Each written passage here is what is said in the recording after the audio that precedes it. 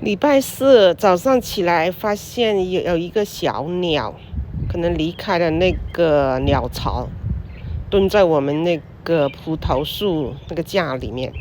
4天以后，今天是礼拜天，发现那个鸟啊，trap 在那个网和那个 fence 之间走不出来。然后老李就想把那个鸟啊，戴着个手套把它拉出来。哇，所有的这个鸟啊，这个鸟爸鸟妈就是搏斗起来啊，以为我们害死它的小鸟。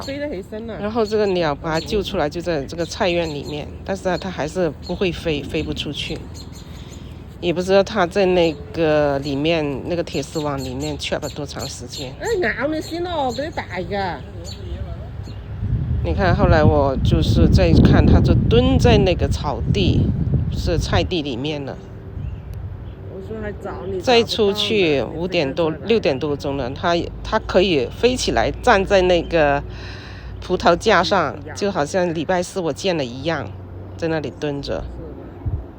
然后它已经会飞了，它休息了几个小时以后，它会飞了。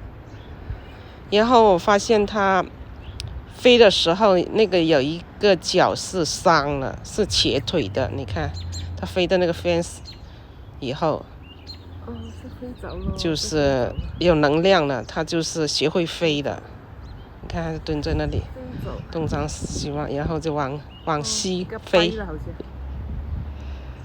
你看，这飞走了，然后就没有再听见那个鸟爸鸟妈就是狂叫，以为我们要害死它的鸟。